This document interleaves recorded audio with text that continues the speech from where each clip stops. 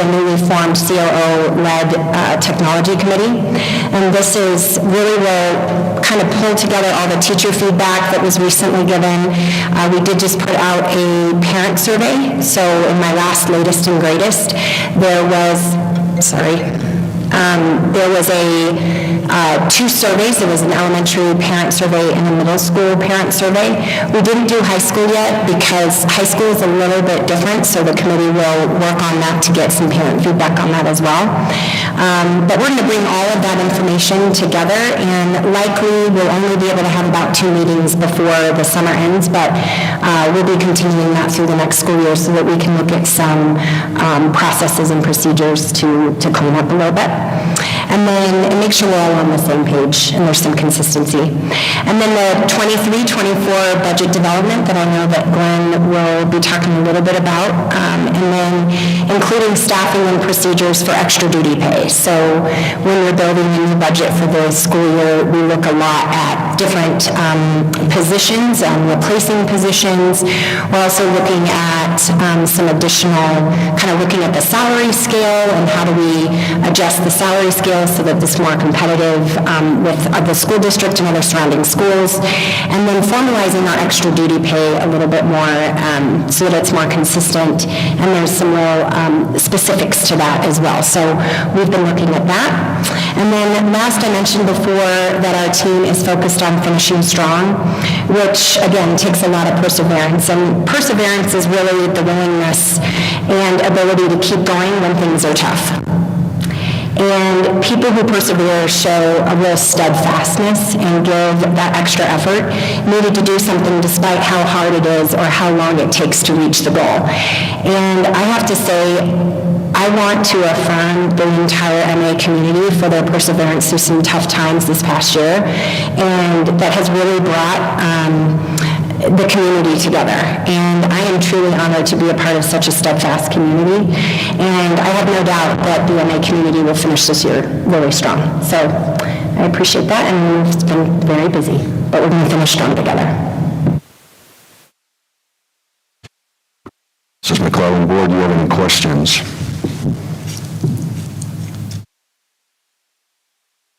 Right, hearing none. I see Mr. Gustafson is not here yet, so we will come back to him. We'll jump into the board committee reports. I'll start with the Highway 105. Obviously, we had a big month last month getting everything executed in accordance with the needs for the county and our construction agreements.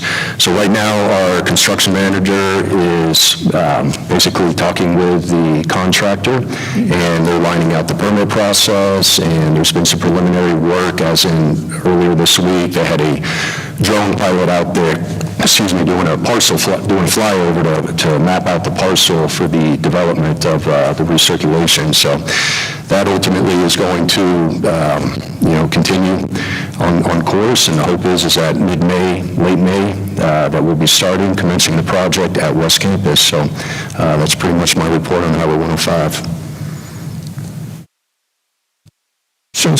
All right, let's move on to curriculum. Mrs. Belisle.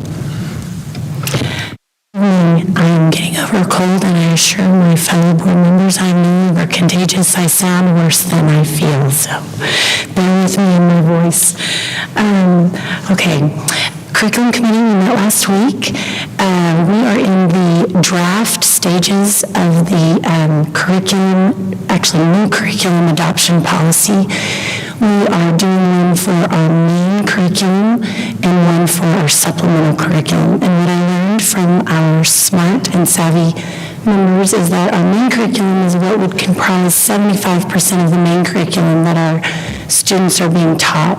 Supplemental curriculum is anything that falls in that 25% range. And this is just an exciting time.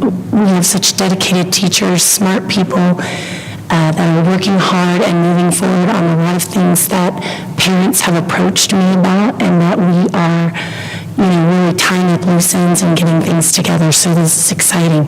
And I'm not sure when we'll deliver that policy board, but it is forthcoming, and we are giving our feedback as a committee on those drafts as we speak.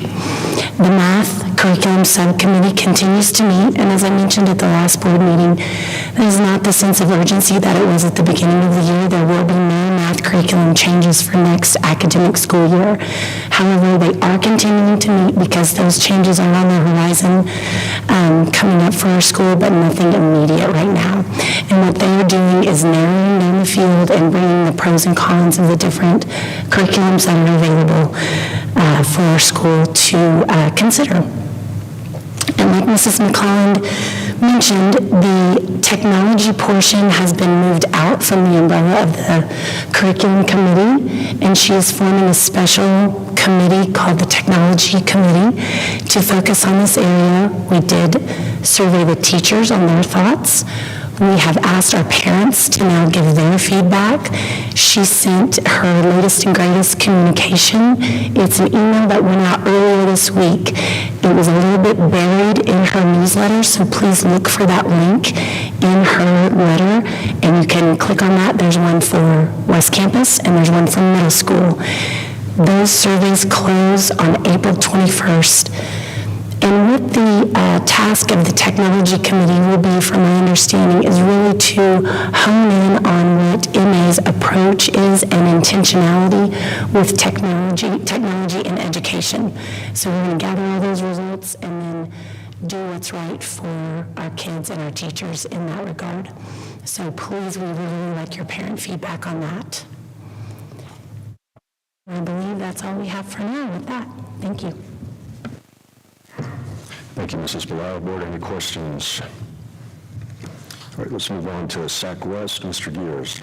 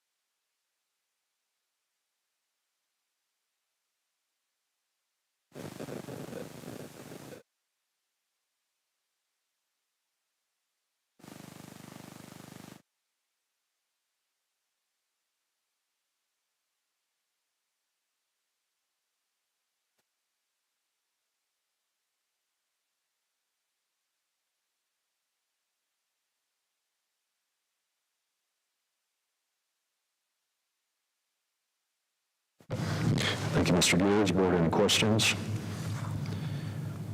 To you, Mrs. Blau, for SAC East.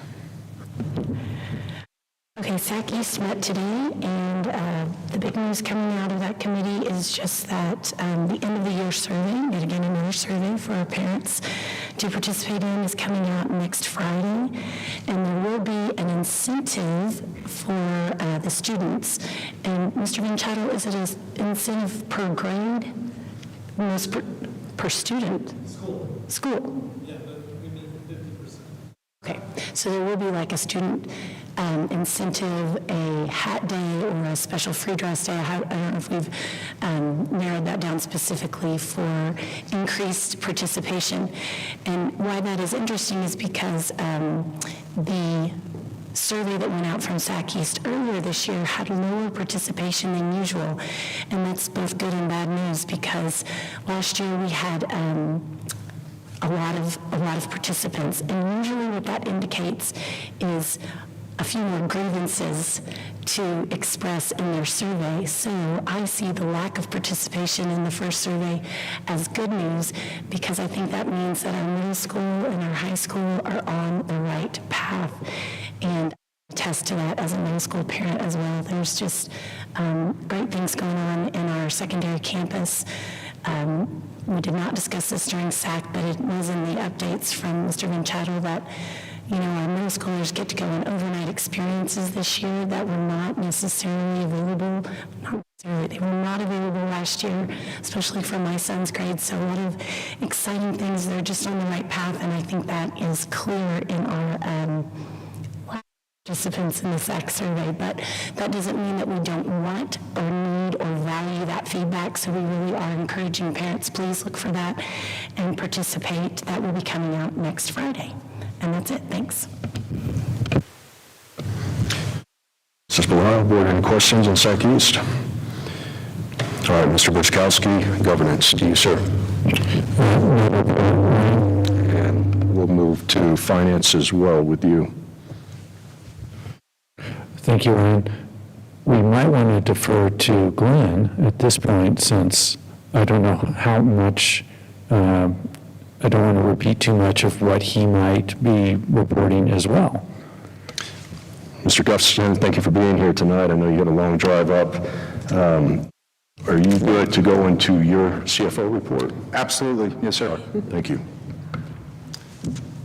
So I don't have my computer up yet in terms of pulling up the report, but we have finished the month-end close for March. So the good news is we are in a rhythm now where we're closing month-end on a regular basis in a timely manner, getting payroll posted, getting the bank reconciliation done, and getting our books balanced each month, and getting the quarterly financial statements out to you. I have some exciting news in this quarterly financial statement. Over spring break, I met with Mr. Brett Ridgway from Lewis Palmer, District 38. We went through several different line items reconciling with the audit, which allowed us to discover a few revenue streams that had not been distributed from Lewis Palmer to Monument Academy.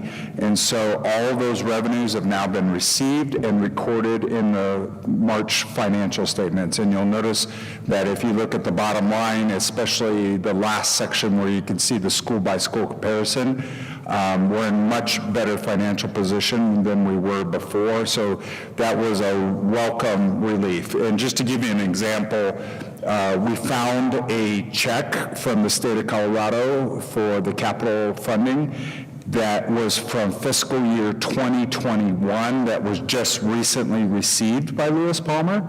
So not sure what that big delay was, but of course, Lewis Palmer had not remitted that to us yet, and so they quickly wired that to us, so Brett's been terrific to work with. And all those revenues are reflected in the March quarter end.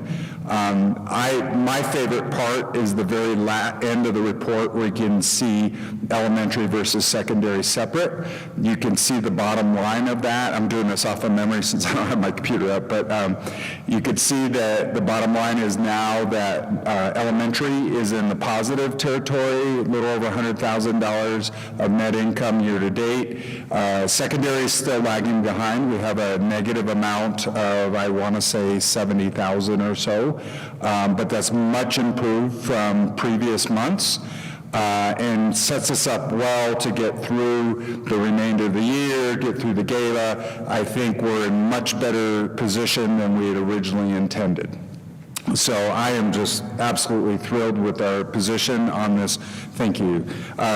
Kim's bringing it up for me. I'm just absolutely thrilled with our financial position at this point. And working closely with Brett. We also, I was able to dig into our administrative costs that we pay Lewis Palmer. They actually deduct that straight out of our payment before they remit it to us. And we mutually discovered that that allocation, including all of our buyback charges, is very outdated. And so I've asked Kim to help me with that because a lot of those are instructional and security and things that I'm not really that familiar with, to help us as we renegotiate some of those buyback fees to see if they're still relevant. Some of them are certainly relevant in terms of counting kids and those kinds of things, and some of them might not be as relevant anymore in terms of special education and other costs. So Kim's going to help me. That's her expertise, and Brett is willing to sit down and work through that, and that will be a welcome change. I did ask him, I'd like to change it for this fiscal year, 22-23, to be more accurate and in agreement for not looking back further than 22, 23. And he's agreeable to that. So we're making tremendous progress on that front. On the cash management front, had a discussion with Destiny at Integrity Bank today, and based on the reallocation of Integrity Bank partnering up and stepping up for us, we're now earning about 4% on our money market account, which is fantastic. So we have moved a lot of our checking balance into the money market account. I still would like to proceed with opening the Colo Trust account. The board approved that. I had kind of slowed that down, although I don't anticipate transferring a lot of money. I want to get the account open, get a small balance in there, so that in the event that we need to use that, we can use that easily without having to go through all the hoops. But at this point, Colo Trust is a little over 5%. Integrity is at 4.5%. We're only losing about 50 basis points on that, and they're a local partner with us, an important part of our community, so I'm thrilled with that arrangement and very pleased with both Destiny and Integrity Bank for really stepping up to us. And you'll notice in the financial statement, our investment income has really improved over the last couple of months, so we're doing much better, especially in our different bond funds. We're doing much better on that front. That you should be aware of, I am now working with the year that will never end in my mind, which is fiscal year 21-22. So Clifton Larson, I called them and said, hey, now that the audit's done, how's our 990 tax return coming? And they said, oh, yeah, we need to talk to the tax group. And so the wheels are rolling on that now. I spent about an hour reviewing documents last night, trying to get them moving on that. Most of that they do from the audited financial statements. They don't need a ton of input from us, but they do need some. There's a million questions, and some of which I'm a little bit unfamiliar with Monument Academy, but they're working on that, and so that is making progress. And then finally, you should just know that he did kind of drop a bomb. John Paul from Clifton Larson did tell us that he said, oh, by the way, we are looking at increasing your fees for next year. And I said, geez, I'm so new, I don't even know what they charge us. I said, what do you guys charge us? And he said, about $12,000 a year. And I said, so what are you thinking for next year? He said, $30,000. And I said, oh my, that's more than 100% increase. And he goes, oh, and by the way, we're looking at the same for Lewis Palmer. Now remember, we are contractually bound to use the same auditors as Lewis Palmer. And so I am in discussion with Brett about doing an RFP and looking for a new audit firm. There is a firm in Colorado Springs, which is more local than Denver, that specializes in charter school work. But we'll compete it out and see if there are other firms available, of course. But clearly, I think they're sending us a message there for whatever reason. That's not that's like 150% increase. So something's wrong with that scenario. So we'll look into that. And he was he was very professional. I don't want to give you any impression that he wasn't, but he was also kind of cavalier in the fact that he said, I understand you may have to look at different options, which seemed odd for him to say that. So we'll move forward with that because it is spring. We'll want to get moving on that. But lots happening in the financial arena. We continue to make progress every week with Maureen's help and Diane's help holding down the fort. And so really things are coming along well. And the last piece I wanted to share with you is Kim has pulled together the leadership team. We have started the budget build right now. Many thanks to Krista, who's putting the heavy work into all the staffing allocations. I need that done in order to put it into the budget build, but we're on track for that process as well. So just lots going on in the financial end, but all good news. Can you talk to them about what the blackout period means? Sure. So, yeah, Kim caught me on kind of a bad day, and he said, whoa, you're killing me. Just so you know, that traditionally in school finance, which is a good segue into school finance as well, Traditionally in school finance, once the board approves the preliminary budget development assumptions, the PBDA, which you did, then we kind of go into a blackout period to build that budget, because there's a lot of detailed work where we literally go account by account number. And so I've asked Kim, please give Krista and myself some time to build that budget during this blackout period. We're still on track to deliver to you a proposed budget in May. That's required by law. The board has to adopt that budget by no later than June 30th, which is also required by law, and we're pulling those pieces together. Unfortunately, the legislature was hoping to release the School Finance Act this week. They did not. They delayed. My other job, which I'm just coming from at the Colorado Department of Education, we were going to release runs, we call it, where it tells each district exactly what funding they would get for next year. That's been delayed because we're waiting on the School Finance Act. It is not all good news. One of the major changes they are looking at this year is a change that would basically take money out of the cost of living factor and put it to rural schools. Well, A, cost of living factor helps us because we're in a higher cost of living area, and B, we're not a rural school, so we wouldn't get any of those proceeds. It's not an insignificant amount, and so it would hit Lewis Palmer, and that would flow through to us as well. So many of the higher cost of living districts are in a panic about this. Academy 20 is looking at a $6 million loss as a result of this change. We're not talking small dollars here. We're talking large dollars. And so it's very unfortunate.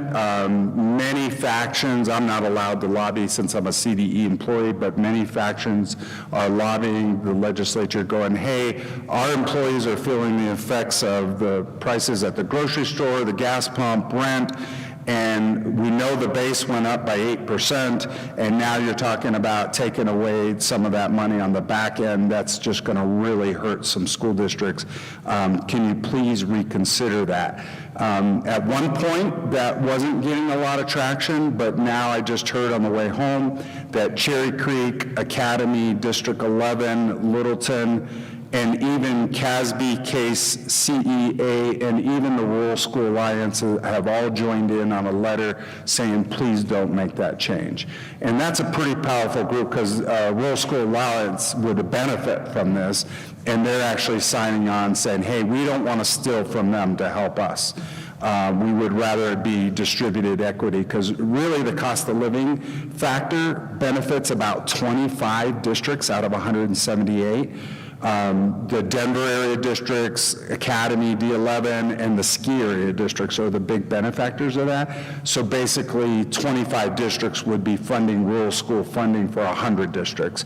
And they're saying this doesn't really feel right, especially when we were counting on additional revenue to help our employees. And so we'll see what happens with that. We were hopeful to have a run out tomorrow, which is that spreadsheet that shows each district. We can't do it at CDE because the legislature hasn't finished their work yet, so we're just in limbo waiting for that number. So in the meantime, Krista and I are working on staffing and getting together the line-by-line detail, but we really need to see our revenue number to know what that's going to look like in order to start really pulling it together.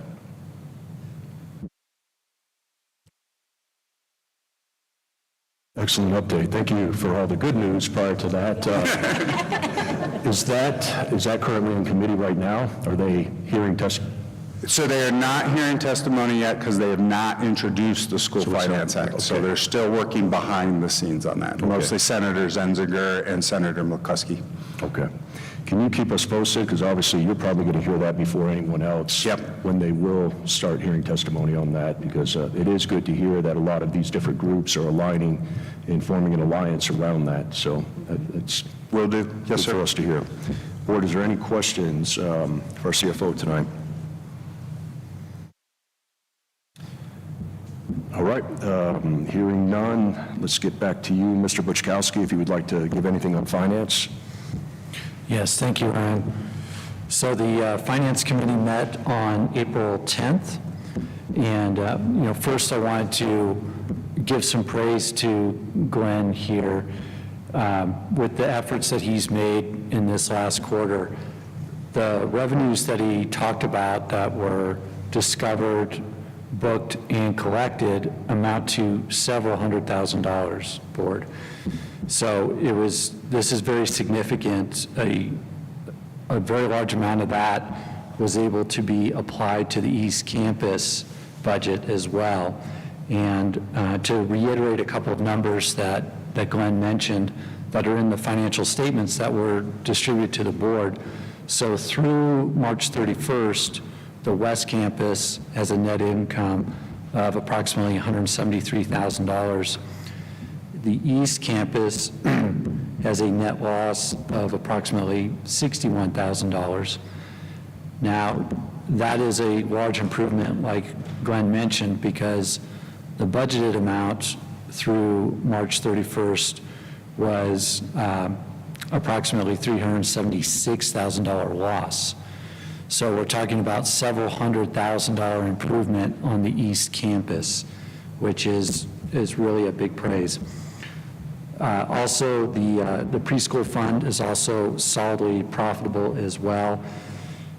And so where that puts us kind of for the rest of the school year is that with a solid gala event here this month, it's possible for the East Campus to end this fiscal year in the black.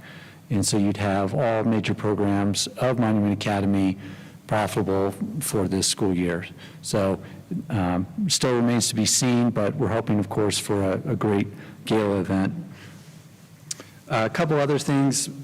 Due to these discovered revenues that have now been booked to the third quarter, right now there's a very low risk of the Monument Academy East Campus cash on hand falling below the covenants required by the 2019 bonds. So that's another very big praise that has happened here for Monument Academy. Another thing, Glenn mentioned a little bit about staffing, that we do intend to post for a Director of Finance position job somewhere in May. Also, we were able to determine that First National Bank, where MA has a CD worth approximately $650,000, is indeed in compliance with the Colorado Deposit Protection Act. We had earlier determined that Integrity Bank was also in compliance with the Colorado Public Deposit Protection Act, and that CD amount is approximately $550,000.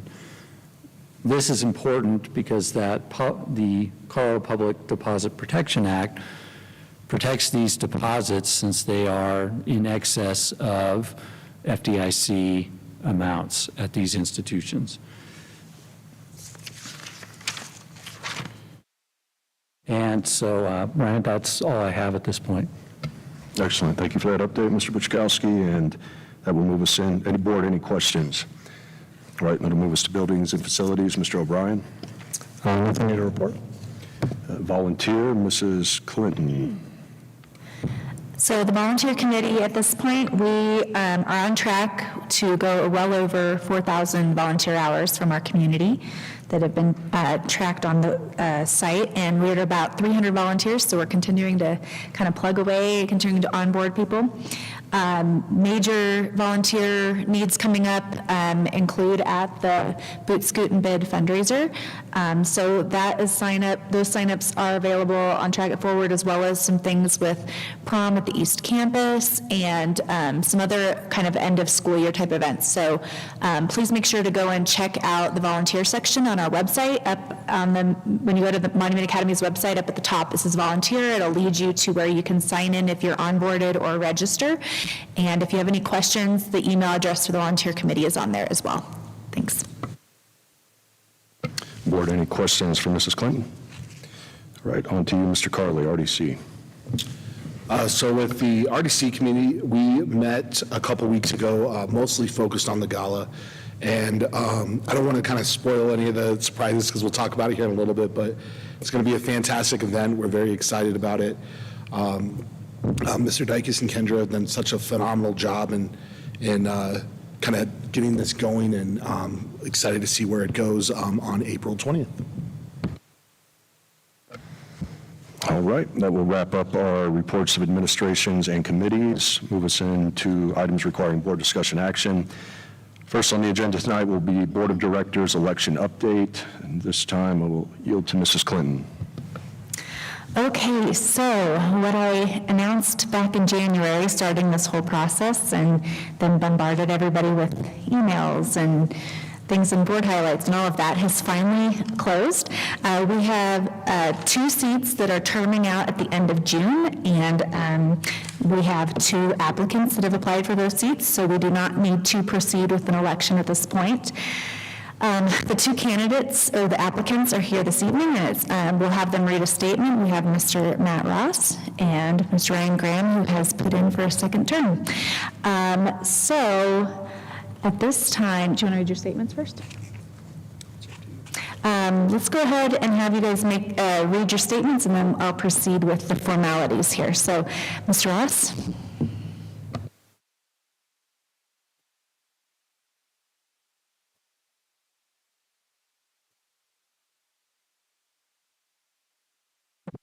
How's that?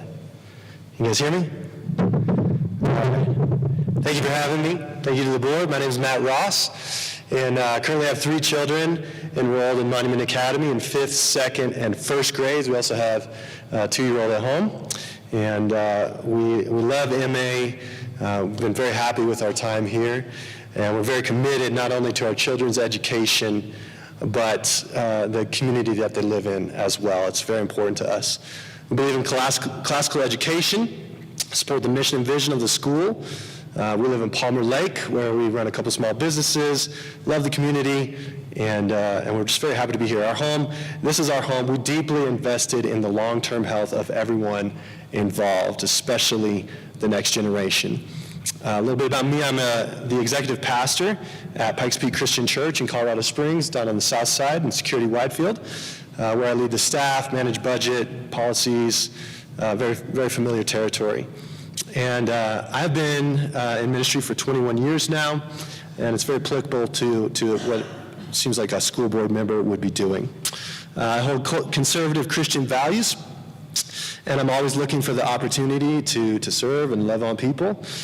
And I believe in leadership principles such as recruiting the right people who serve in their area of giftedness, their unique area, and then doing everything in our power to set them up to be successful, removing barriers, equipping them, funding needs, and advocating for teachers who have such a profound impact on our children. And those would be my top priorities, and really how I would filter and everything that we look at and make decisions through. And then just on a personal note, the reason I took this opportunity is because I'm sure as many of you in the last couple years started observing what's going on in our country, and my eyes were wide open and shocked to find out what's been going on, and parents had no idea. So once we were kind of got over the shock of that, we decided you don't really have a right to complain if you're not willing to stand up and do something and serve. So I jumped at the opportunity with these open positions here to do that. And I believe beyond the nuts and bolts of running a school and education, that our children are very much under attack. You can see physically, but also spiritually as well. And my wife and I have decided to whatever level we can contribute, not on our watch, and we want to serve and do what we can to protect our kids, because this is the time for parents to speak up for those who don't have a voice. So that's why I'm here. Thank you.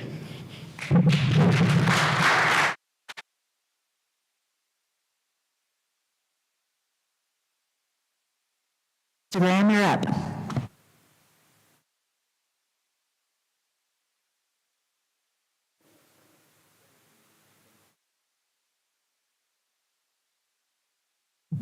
Can everyone hear me now? Terrific. Well, thank you, Mrs. Clinton. I'm honored. So I wrote this statement thinking we were going to have an election and have multiple candidates, so bear with me, but I'll read the statement. I'm honored and grateful to have the opportunity to seek re-election as a director of the Monument Academy School Board. For the last 3 years, I have faithfully served this MA family and MA community.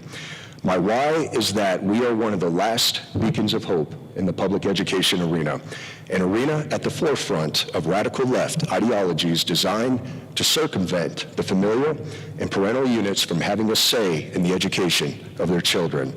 If we are not willing to stand in the fray and protect the innocence of our children, then we will continually watch the rapid decline of this generation and generations to come. Additionally, I have been a part of the needed course correction at MA, and I have the utmost confidence that MA is on the cusp of great achievement, where the fruits of all of our collective labor are coming to harvest. To those that have continually shown us patience and grace while we navigated difficult times, I applaud and thank each of you. For we glory in tribulations, knowing that tribulation produces perseverance, and perseverance character, and character hope. Next year, we will witness the inaugural senior class from Monument Academy East Campus, a remarkable milestone.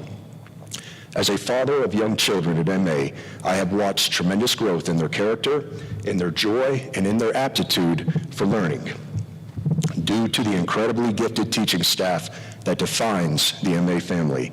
I continue to believe in this school, what we stand for, in ensuring our children are taught the necessary tools to be critical thinkers, courageous leaders, and men and women of solid moral character.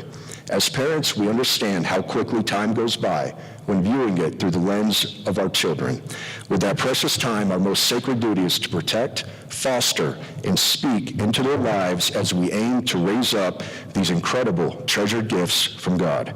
I can think of no better school family to serve and partner with in giving my time, my talent, and my treasure. During my tenure on this board, I have remained steadfast and unwavering in my duty, my capacity, and my ability to stand and protect the students that we have been entrusted to serve.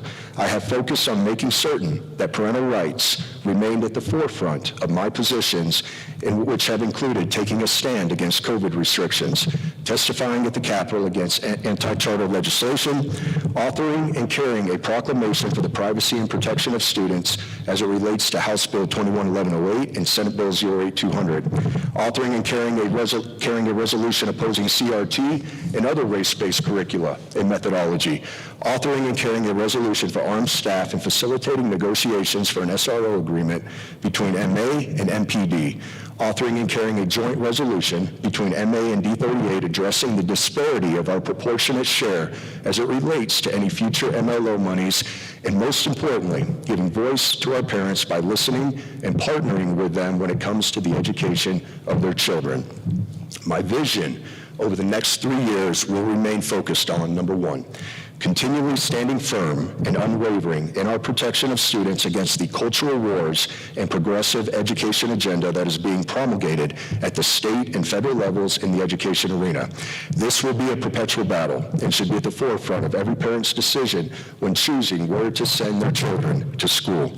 Number two, continue addressing the financial issues that we inherited as a board by making certain we can refinance and restructure our bonds at East Campus prior to the $29 million balloon payment that is due in May of 2026. This is critical for the future and sustainment of our K-12 program here at MA. Number three, continue working to address teacher and staff compensation through MA community donations, fundraising, growing student count for increased pupil revenue, and finding additional ways to further monetarily incentivize and reward those that selflessly and graciously serve and educate our kids. Number four, continue working with our construction management firm in El Paso County towards the completion of the West Campus Recirculation Project and Highway 105 expansion, which will impact our West Campus car line for years to come. Number five, ensuring that we break ground and complete Phase 2 at East Campus, which would preliminarily include a new academic high school wing, regulation-sized gymnasium, and an athletic field. These conversations will remain transparent and open to ensure we are receiving needed input and feedback from all of our MA stakeholders. Number six, continued development, drafting, and implementation of policies that protect students and parental rights, and making sure that curriculum, courses, textbooks, and library books align with our values and vision of academic excellence, respect, responsibility, character, and exemplary citizenship.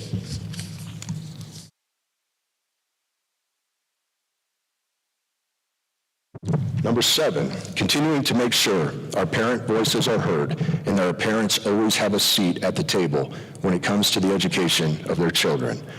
Number 8, continue fostering and developing relationships with District 38 as our charter authorizer. District 38 will have multiple board seats up for election this November. And when I wrote this, there was one seat that was currently going to be appointed, which has now been appointed. But the lines of communication between Monument Academy and District 38 must remain open, transparent, and clear. Number 9, continue following and advocating against anti-charter legislation through the Education Alliance of Colorado and the Colorado League of Charter Schools. Number 10, continue developing partnerships with other charter schools through collaborative efforts that identify existential threats and that focus on protecting educational freedom and parental rights.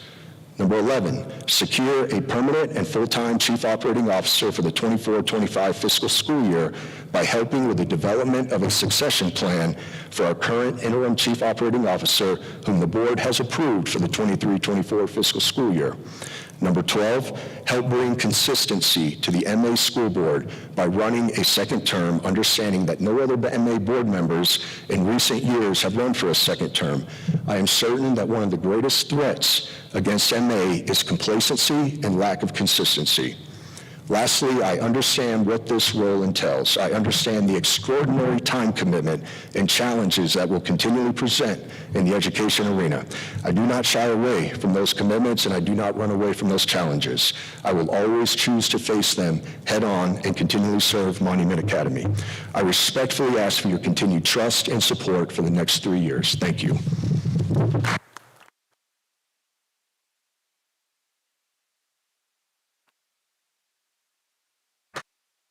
Thank you, gentlemen. So with that, I move that we approve by acclamation board candidates Matt Ross and Ryan Graham to the Monument Academy Board of Directors for a 3-year term commencing July 1st, 2023. Second. All right, thank you, Mrs. Clinton. We have a second on the motion. Board, just so you're aware, I'm going to recuse myself from this vote because there seems to be a little bit of a conflict. So let's go ahead and start. Just a second. Is there any discussion on that? Mrs. Belisle, how do you vote? Aye. Mr. Bichkowski? Aye. Mr. Carley? Aye. Mrs. Clinton? Aye. Mr. O'Brien? Aye. Mr. Gears? Aye. And Ryan Graham has recused himself from this vote. That motion carries. And Mrs. Clinton, I want to thank you and give you praise for all the work you've done up to this. You know, there would have been a lot more if we would have had an election, so. All right, that will move us on to secondary campus instructional hours and snow days. And I believe we have a presentation from the principals on this tonight, so I'll turn this over to you, Mr. Kennington.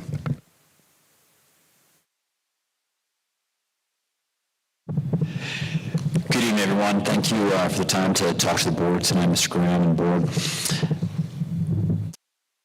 Tonight is just provide an overview of options to ensure that Monument Academy East Campus meets the student contact time that is required by the state. This has been a joint effort among the principals and the chief operating officer, and I want to express our thanks to Ms. McClellan for providing a spreadsheet that really did a lot of the heavy lifting for us here and crunched some numbers. Thank you, Kim, for that very much so.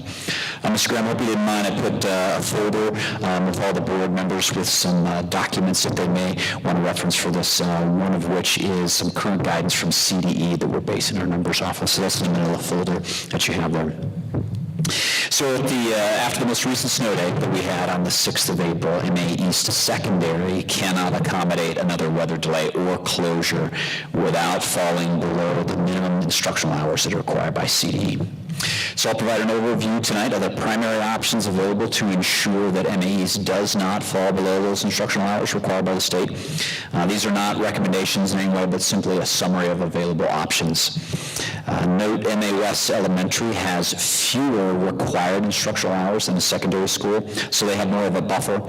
Mr. Walker will be able to answer specific questions on that, but feel free to stop me anytime if you have questions as we go through this. These are kind of layered. Here again, these options are kind of the main three. They can be subdivided in a couple different ways if you would like to, but I'll walk through the big three, if you will, in no particular order. First one would be to extend instructional hours. So this would be to add, we would add 1 full snow day or 3 delayed starts. If we had back-to-back snow days, which occasionally happens, April is the second snowiest month traditionally in Colorado. So this extending instructional hours would only give us 1 day. So please keep that in mind. We could do full-day Fridays because we get out 3 hours earlier than a normal day. For that would allow us to recover it in 1 snow day. Interestingly, we have 3 Fridays remaining in the school year, not counting tomorrow. So without adjusting the calendar, April 28th, May 5th, and May 12th. Keep in mind, April 21st is no school. That is a Teacher Appreciation Day right now on the calendar. So that would be an option to recoup a full snow day. We could add minutes to each school day. As of tomorrow, we only have 24 school days remaining in the school year. Pretty amazing. Most schools that add minutes in this way would add like 15 to 30 minutes to the school day. So we have 7 periods a day. So if you added 15 minutes, you'd be adding roughly 2 minutes to each school day or school period. So to recoup 1 day, if you had 15 minutes, you would need 29 days in order to get 1 snow day. If you would add 30 minutes to each school day, you would need 15 remaining. So again, keep in mind, we got 24 left if we go for that option. Okay, option 2 then is extending the school year. You might imagine this is probably the least popular among our students. The last school day, as you know, is Thursday is May 18th. 5/19 is a teacher workday. That would be the first available day to use to extend student contact time in that way. However, in the event of additional snow days, then the school would extend into the week of the 22nd of May. Third option then is e-learning days, ELD. That's in the event inclement weather. How that would work then, requiring a school closure, we would then announce that instruction would continually virtually for that day. Synchronous and asynchronous options are available. I understood today after the SAC meeting that PR for sure is using e-learning days. And thank you, Ms. Emily Davis, for letting me know she has a student there. So they're already using that. That's something that the District 38 is doing. CDE instructional hours guidance, so it's the larger packet that you have in the manila folder. That's where it really summarizes a lot of the information I'm talking about today. They do permit schools to have up to 5 ELD days without a waiver. There is some information out there that you have to apply for a waiver before the school year in order to use e-learning days. That document says that's not necessarily true, so we could do that up to 5 days. ELD days are perhaps the least disruptive option. Kids would stay home as normal. They'd log into Canvas for their assignments here. We do have the opportunity to do virtual meetings for students to interact with teachers. We've met with our IT team twice now, and we could do free Zoom licenses that would give them up to 40 minutes to meet with their teachers throughout the day, which is almost the full length of a period, should we choose to do that. Students would then return to school on the next available day. ELD does accommodate multiple snow days, up to 5, right, which hopefully wouldn't have 5 by the end of the school year, but that would allow us to do multiple days. So please keep that in mind. Some other considerations, students and staff are proficient in e-learning already. They do this through Canvas. Most of the lesson plans are updated. They'll submit through Canvas, so that's pretty standard. We would need to add refresher training on a synchronous communication tool like Teams or Zoom, which we've done some preparation for that. Teachers have told me that they did use this during COVID, and it worked pretty well for them. It's pretty straightforward to do.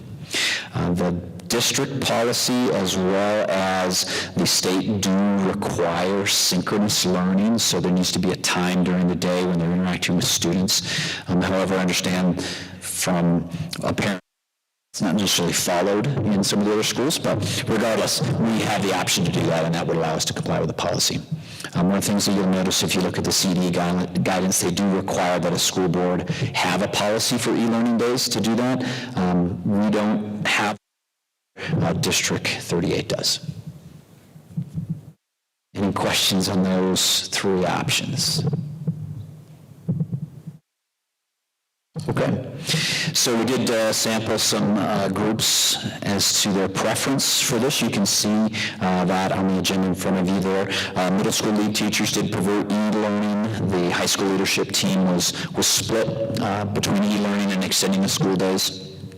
SAC today, I didn't have that at the time that I sent this out, but they do also prefer e-learning. And the high school parent advisory group, so I do meet every month with a group of parents to advise me as a principal on some of the strategic planning that we're doing. So I met with them this week, and their e-learning was the unanimous choice. Mark Williams, he's a member of that, former board member here. He told me, he said, Dave, this is a no-brainer. He said, the flexibility really makes sense for e-learning. That was his point. So there is some time-critical nature to this, just due to the proximity of the end of the school year. A couple things to consider, though. If we do option one, we would need to make adjustments pretty quickly, as you can see. We would want to have some time in the communication with parents for that, so they could make some adjustments. Work schedule, carpool, if we're extending the school day, might have an impact. Similarly, if e-learning is a preferred option, we would need to establish some communication protocols, how we're going to do that, do a little bit of training with our staff and students. It wouldn't take too long, but we just need some time to do that. It's important that if we do choose e-learning, that happen before the next snow day, because it's not in place. We wouldn't be able to do that, and that would drop us below those instructional hours. A delay too long, then option two would really be our only job left. The last piece there, just to give you a window into our planning process and some of our thoughts. There's just some questions in there. I won't read through those, but we're looking at which options so we can move on that. Of course, if MA East chooses option 1 or 2, we have considered what the impact would be on our MA West brethren there, who have students at both campuses. So if you change the schedule at East Campus, of course, that propagates through and may have some effects on the West Campus, so we're thinking about that.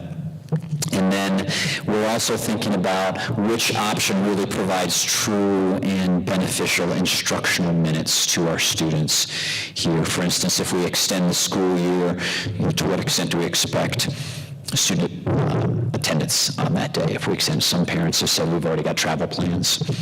So that's a consideration for us. Okay. Any questions for me? All right, thank you very much.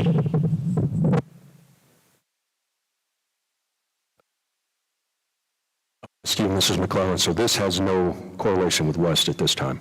We're good on ours? No, it does not. They have 1 day left, yes. So if there's some major snowstorm, then it would, but as of right now, no. Okay. And I do want to say that this isn't something that the board has to formally approve. We would just, because you guys have approved a calendar, so this is an internal, we just wanted to make sure you guys knew what work went into this and what considerations we have.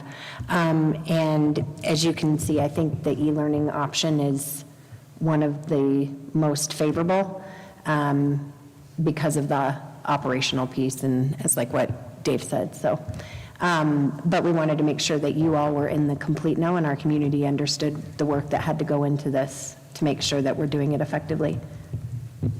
This is the one thing I will say too, that when I came on board, when we were doing the calendar creation, it was this is one of those areas that principals are really accountable for at the state level. When we're not following instructional times, it's a pretty serious thing for principals. So I'm really appreciative of the seriousness that the team took with this. So as it stands, Mr. Kennington, you're going to obviously choose the e-learning days? Yes. Okay. All right. Easy enough. Is there any questions for Mr. Kennington or Mrs. McClellan? No, I appreciate being able to kind of see into how this decision-making process occurs. I think that's really helpful for parents to understand. So many bristle when they hear e-learning. It's like a trauma experience going back to COVID kind of. But at the same point, understanding all of the different logistics and the operations and all those things you have to think through, I feel so much more comfortable with it, just knowing from the standpoint of what you have to work with and all the parameters and everything from the state. So I appreciate this presentation. Yeah, very much so. And as you were discussing this, and I'm reading through this, thinking about if we extended the school day, that's really going to disrupt those that have students at both campuses if we have to add another 15 to 30 minutes here. So I completely agree that, that's probably not the best option. And then obviously extending the school year, there's a lot of family vacations that have already been planned. And so if e-learning is going to be the least disruptive, then I'm glad to hear that's how we're going to be posturing moving forward on this. If you recall too, on the calendar creation that we did do, we extended the year for next year's calendar, and this is one of the main reasons. When you have the half-day Fridays every Friday, it's taking away from instructional time, so there's got to be something on the other side, so we don't have to deal with this as much next year. And as I said, we'll look at it midway about this time and say, hey, you know what, we have 5 extra days still, we're going to give some of those days back, and our last day will be this day instead, and the board can approve that because it'll be an adjustment to the calendar. I do have one question. And this kind of last week or the week before, the weather forecast that evening was, a dusting, half an inch, and we all woke up living here in Monument at 6 to 8 inches, canceled school for the day. How would that work for a transition to e-learning if obviously the teachers are already home that morning and we get a 4 a.m. school cancellation notice? What I would propose is that the board approves this and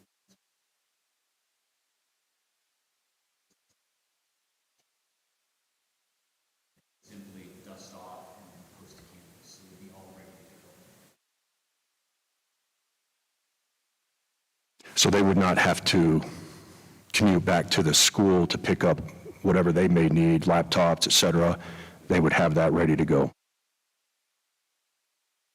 Okay. One of the components is when you leave, it's called that, you can have a surprise snowstorm, so be ready to hit send on campus. I would say teachers are extremely savvy when it comes to learning management systems and being able to have that back up and be able to put it on fairly quickly.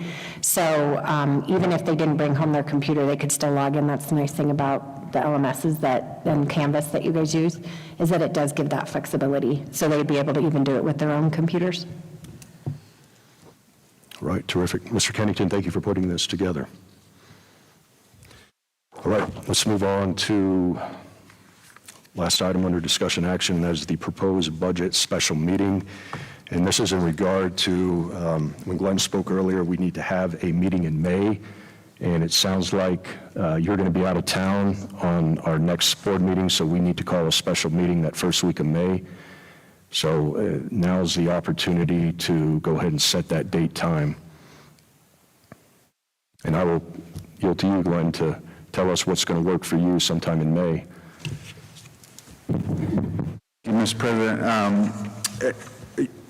I'm going to be on vacation from May 7 through May 16.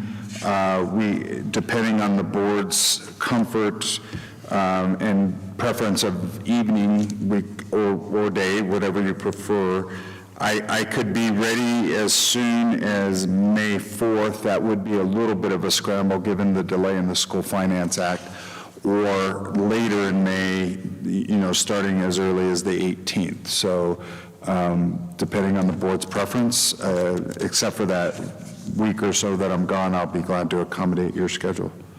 I did see we had talked at one time about May 25th in the evening as a possibility. That would be probably ideal for me in terms of time, just given the delays at the state level, but if the board's preference is earlier, I will try to accommodate that. Quite honestly, honestly, I mean, I'm good with any of those dates in May, and I know we talk about May 25th. That would be my preference, just to give me a little more time. I can do the 25th, I'd just have to I'd have to Zoom in. I'll be at a nephew's graduation, but I can accommodate that virtually. And we would be in compliance as long as we do this by May 31st. Correct. Yes, sir. It's May 25th. Board, better to have a evening or morning timeframe? If everyone's in agreement on the 25th.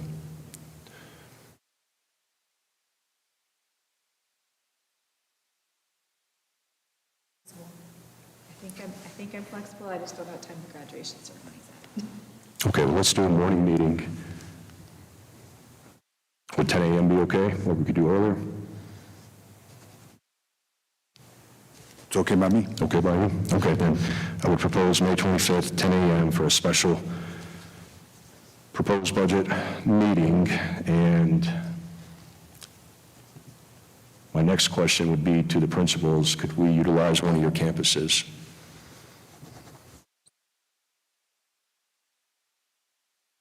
Because there's no school. So we could do it here at East? Okay. Then let's set the meeting date for May 25th, a Thursday, 10 a.m. here at East Campus. All right. That is done. That will move us to board comments and announcements, and turn this one to you, Mrs. Clinton. Okay, so an email was sent out this week, and it was also in the Lynx newsletter. The next board cafe chat with parents is April 26th from 9 to 10 a.m. It's at Serrano's in their meeting room. There is an RSVP link in the newsletter and on the email that was sent out by Julie Richard earlier this week. And then the next thing is the May Board Cafe Chat, if I have some board members interested in doing one before the end of the school year.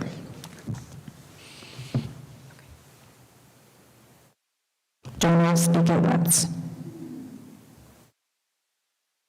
How about you and I figure something out? Okay, and then the next, we've touched on this a couple times today, but the technology survey for parents is, has gone out, and Ms. McClellan, will that be sent out in its own email as well? Can you repeat that, please? The technology survey information, if we can have that go out as its own. Oh, I actually wrote that down on my to-do list to send that to Julie tomorrow as a separate note. Okay, perfect. We read each other's minds. Awesome. As Emily said earlier, it's the best way for us to make informed decisions and really understand where the tech use is really useful and needed, and where we can analyze things. So feedback is pivotal for all of this. Next Thursday, we have a little event going on, and I hope everybody here has their tickets because it's going to be great. I've been helping with auction items, and I'll tell you what, helping out with the silent auction is really fun, but could really be painful for my checkbook because I know all the things that are coming in, and I want to bid on all of them now. So if you see me there, I might be in competitive mode. Just watch out. But we have some really great live auction items and trips, some new things this year, like a his and hers competition. There's going to be a wine pull. What is it they're going to be walking around with? Beverage burro. Okay. Beverage burros. Burro sounds better than donkey. But okay. Beverage burros. And then, as I understand it too, we're going to have a big grill there for the food. Is that correct? Buffets. It's good. It's going to be really good. The catering company I know that we're using, it's really good. We've used it for one of our retreats before. So lots of really exciting things. Jake, are tickets closed officially? Okay, the link is open, but the truth be told, we really need numbers for food. So if anybody sitting in this room, and I'm looking at each of you in the eye, has not purchased a ticket yet, do it now so that we make sure we can feed you. And that's all I have. I just got a reply that the graduation ceremony that I'm attending is at 9. So I can try and duck out into a hallway to join a budget meeting at 10, but I don't know what that will look like. Is that for West Campus? It's for my nephew. Oh, So okay. I'll be in Grand Junction, Colorado at a graduation ceremony. So I'm saying is You may- 10 may be pushing it for me on the 25th. Right. I'll have to come in virtually. So, I mean, that's fine because So it was my daughter's at West Campus graduation. I was like, my wife. Your kindergarten. That will be the end of me. So I don't know if everybody's amenable to pushing that to like 11, just that, or you do not have to accommodate me because you'll still have a quorum, and I could just jump on as I can get on. Hey, let's leave it at 10 if everyone's good with that, and Lindsay, you can jump on. If you're absent, you're excused that day, so. I haven't missed a meeting yet. I need my gold star A+ attendance. That will complete board comments and announcements. This would be a call for any new business for the May 11th meeting. All right, hearing none, then if someone would motion to adjourn to executive session, reading the citation, please. I motion we adjourn to executive session pursuant to CRS 24-6-4024 E, D, and F to receive legal advice on specific legal matters regarding bylaws interpretation and potential revisions, to discuss specialized details of security arrangements, and to discuss the performance and the evaluation process for the administrators. Second. Second, any discussion? All right, hearing none, Mrs. Belisle, how do you vote? Mr. Puchkowski? Mr. Carly? Aye. Mrs. Clinton? Aye. Mr. Gears? Mr. O'Brien? Ryan Graham votes aye, that motion carries. We will come back, we may have some action that we'll take after executive, but with that said, you're welcome to stay here, and we'll resign ourselves to a conference room, so thank you for being here tonight. Gardner, you know what Gardner is? Yeah. Okay. That's way down there. Oh, it is? Yeah. Like where? Well, like where I just came from, that's down by Walsenburg. Oh my gosh. Well, and they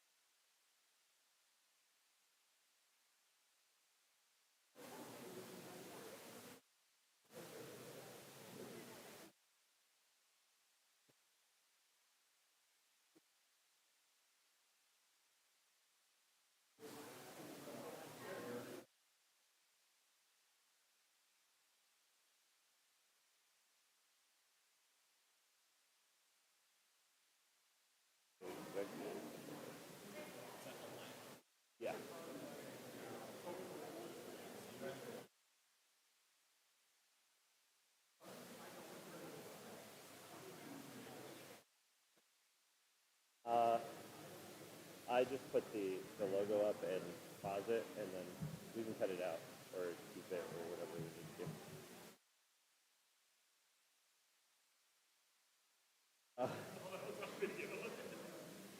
It's at least not audio, so I just had to check. Yeah, no.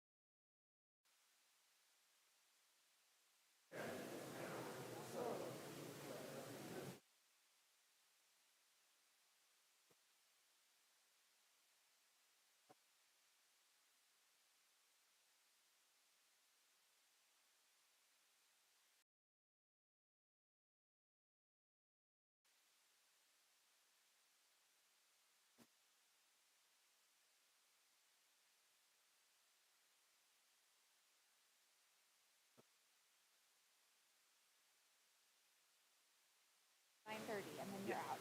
So I'm hoping it won't take that long. But if it does, then I'm going to go to Stop streaming, stop recording. I'm gonna go back to camera, right? Yeah, camera. I'm gonna go back to camera, and then once we're done, then I'll go to ending, and I'll do stop streaming. And end stream will be. Great. Yeah, no problem. And I made it so it won't.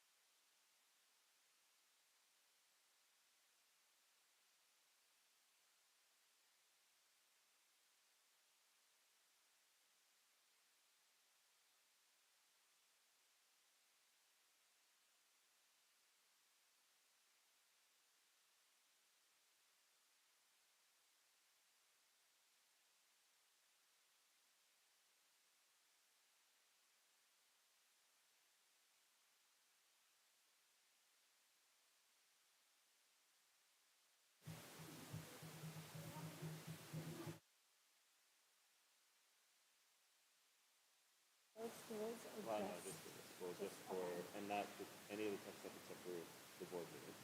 Oh, Yeah, just board yeah, meetings. they told me in the talk about Oh, doing meetings.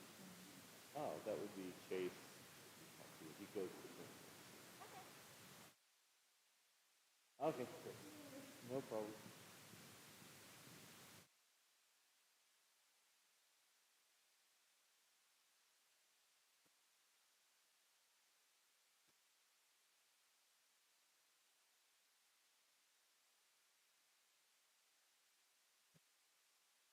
Yeah. Yep, that's true.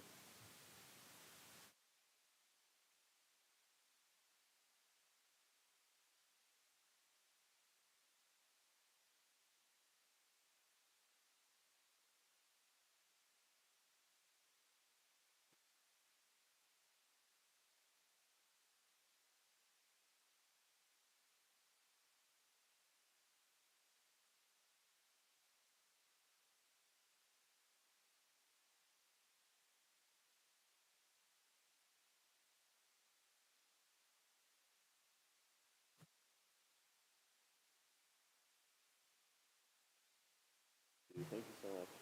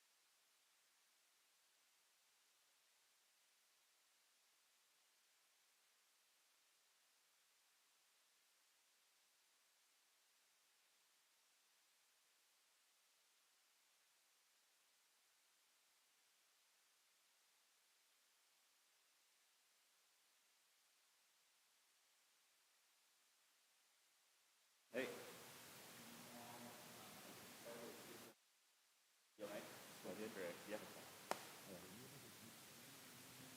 Yeah, I did some grading. Got some more time.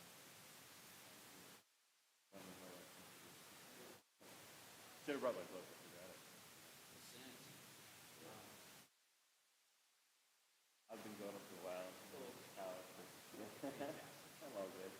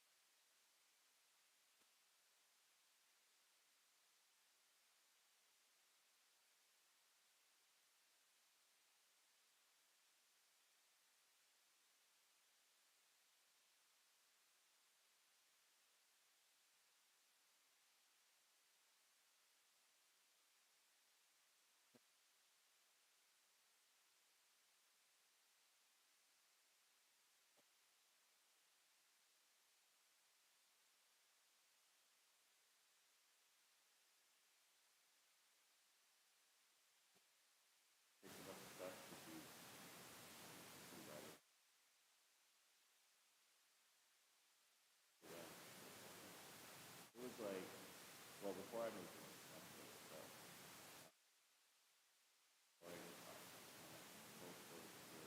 took the wall out. They come to the wall, and then instead of making the door there, they decided to seal it up.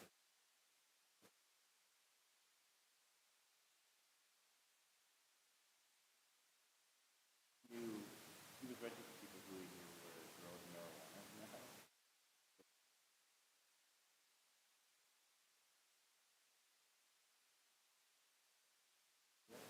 Well, and what was even funny is they were legally growing plants.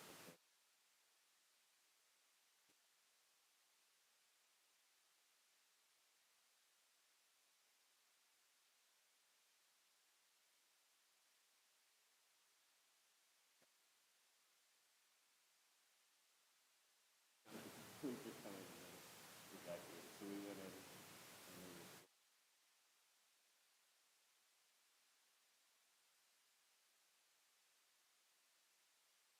were all through the house and grabbing the plants. But it's not insulation.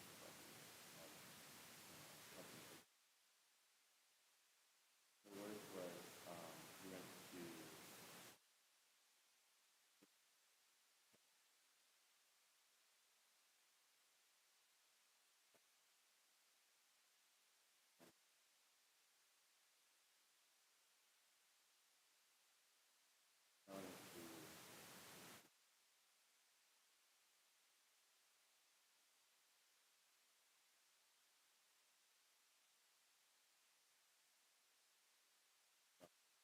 to put the wood out and then just makeshift shelves built in all the walls and people would just sleep on the floor. And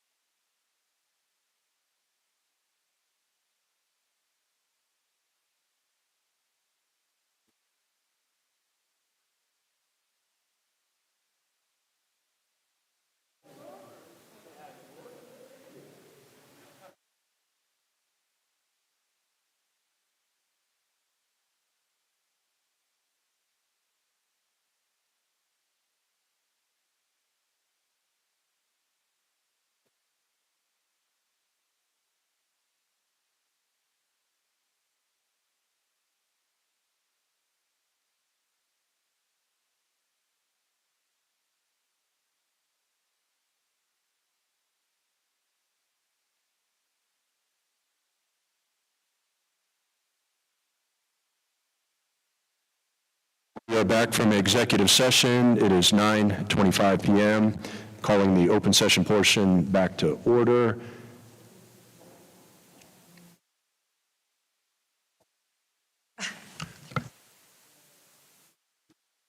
We are back from executive session. We have adjourned from exec. It is 9:28, calling the open session portion back to order. At this time, we have no further action or discussion, so I will go ahead and adjourn this meeting. And we have no public comments that are non-agenda related, so we are dismissed. Thank you, everyone.